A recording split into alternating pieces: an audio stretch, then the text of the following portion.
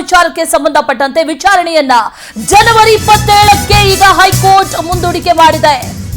ಸಿಬಿಐಗೆ ವಹಿಸಬೇಕಾ ಬೇಡವಾ ಅನ್ನುವಂತಹ ವಿಚಾರಕ್ಕೆ ಸಂಬಂಧಪಟ್ಟಂತೆ ಇವತ್ತು ಮಹತ್ವದ ವಿಚಾರಣೆ ಇತ್ತು. ಜನವರಿ 27ಕ್ಕೆ ಈಗ ಹೈಕೋರ್ಟ್ ಮುಂದೂಡಿಕೆ ಮಾಡಿದೆ. ಧಾರವಾಡ ಹೈಕೋರ್ಟ್ ವಿಭಾಗೀಯ ಪೀಠದಿಂದ ಮುಂದೂಡಿಕೆ ಮಾಡಲಾಗಿದೆ. ಲೋಕಾಯುಕ್ತ ಎಡಿಜಿಪಿಗೆ ವರದಿಯನ್ನ ಸಲ್ಲಿಸೋದಕ್ಕೆ ಈಗ ಸೂಚನೆಯನ್ನ ಕೂಡ ನೀಡಲಾಗಿದೆ ಅನ್ನುವಂತ ಮಾಹಿತಿ. ಧಾರವಾಡ ಹೈಕೋರ್ಟ್ ವಿಭಾಗೀಯ ಪೀಠದಿಂದ ಈಗ ವಿಚಾರಣೆಯನ್ನ ಮುಂದೂಡಿಕೆ ಮಾಡಲಾಗಿದೆ. ಜನವರಿ 27ಕ್ಕೆ ಈಗ ವಿಚಾರಣೆಯನ್ನ ಮುಂದೂಡಿಕೆ ಮಾಡಿದ್ದಾರೆ. ಈ ಮೂಡಾ ತನಿಖೆಯನ್ನ ಸಿಬಿಐಗೆ ವಹಿಸಬೇಕು, ವರ್ಗಾಯಿಸಬೇಕು ಅನ್ನುವಂತ ಅರ್ಜಿ ಸ್ನೇಹಮಯಿ ಕೃಷ್ಣ ಅವರು ಅರ್ಜಿಯನ್ನು ಸಲ್ಲಿಕೆ ಮಾಡಿದ್ರು. ಆ ವಿಚಾರಣೆ ಇವತ್ತು ಹೈಕೋರ್ಟ್ ನಲ್ಲಿ ನಡೆದಿದೆ. ಈಗ ವಿಚಾರಣೆಯನ್ನ ಜನವರಿ 27ಕ್ಕೆ ಮುಂದೂಡಿಕೆ ಮಾಡಲಾಗಿದೆ. ಲೋಕಾಯುಕ್ತದಲ್ಲಿ ವಿಶ್ವಾಸ ಇಲ್ಲ, ಲೋಕಾಯುಕ್ತ ತನಿಖೆಯಲ್ಲಿ ವಿಶ್ವಾಸ ಇಲ್ಲ ಅನ್ನುವಂತ ಮಾತನ್ನ ಸ್ನೇಹಮಯಿ ಕೃಷ್ಣ ಅವರು ಹೇಳಿದ್ರು. ಜೊತೆಗೆ ಸಿಬಿಐ ತನಿಖೆಯಿಂದ ಮಾತ್ರ ನ್ಯಾಯ ಸಿಗೋದಕ್ಕೆ ಸಾಧ್ಯ ಅನ್ನುವಂತ ಮಾತನ್ನ ಕೂಡ ಹೇಳಿದ್ರು. ಆ ನಿಟ್ಟಿನಲ್ಲಿ ವಾದವನ್ನ ಮಂಡನೆ ಮಾಡಲಾಗಿತ್ತು, ಪ್ರತಿವಾದ ಕೂಡ ನಡೆದಿತ್ತು. ಈಗ ವಿಚಾರಣೆಯನ್ನ 27ಕ್ಕೆ ಮುಂದೂಡಿಕೆ ಮಾಡಲಾಗಿದೆ ಅನ್ನುವಂತ ಮಾಹಿತಿ ಲಭ್ಯ ಆಗ್ತಾ ಇದೆ.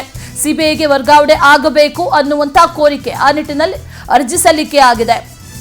ಇನ್ನು ಸಿಬಿಐಗೆ ವರ್ಗಾವಣೆ ಆಗಬೇಕೋ ಬೇಡವೋ ಅನ್ನುವಂತ ವಿಚಾರಕ್ಕೆ ಸಂಬಂಧಪಟ್ಟಂತೆ ಜನವರಿ 27ರಂದು ವಿಚಾರಣೆ ನಡೆಯಲಿದೆ.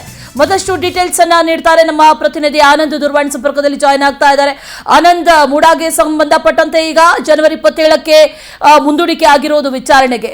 ಸಿಬಿಐಗೆ ವಹಿಸಬೇಕೋ ಬೇಡವೋ ಅನ್ನುವಂತ ವಿಚಾರ ಮೂಲಭೂತವಾಗಿ ಏನೇನು ಡೀಟೇಲ್ಸ್ ಸಿಗ್ತಾ ಇದೆ, ಏನೇನು ಪ್ರತಿವಾದಗಳು ನಡೆದಿದೆ, ಏನ್ ಡೀಟೇಲ್ಸ್ ಇದೆ ಸದ್ಯಕ್ಕೆ ಆನಂದ್? ಅಶ್ವಿನಿ, ಪ್ರಮುಖವಾಗಿ ಸಿಎಂ ಸಿದ್ದರಾಮಯ್ಯನವರಿಗೆ ಈಗ ಹೈಕೋರ್ಟ್ ಕೂಡ ಒಂದಷ್ಟು ದಿನಗಳ ಕಾಲ ರಿಲೀಫ್ ಅನ್ನ ಕೊಟ್ಟಿರ್ತಕ್ಕಂಥದ್ದು. ಪ್ರಮುಖವಾಗಿ ಲೋಕಾಯುಕ್ತ ಅಧಿಕಾರಿಗಳು ಅಂತಿಮ ವರದಿಯನ್ನ ಸಲ್ಲಿಕೆ ಮಾಡೋದಕ್ಕೆ ಜನವರಿ 28ರವರೆಗೂ ಕೂಡ ಬಿಡುವನ್ನ ವಿಸ್ತರಣೆ ಮಾಡಲಾಗಿತ್ತು.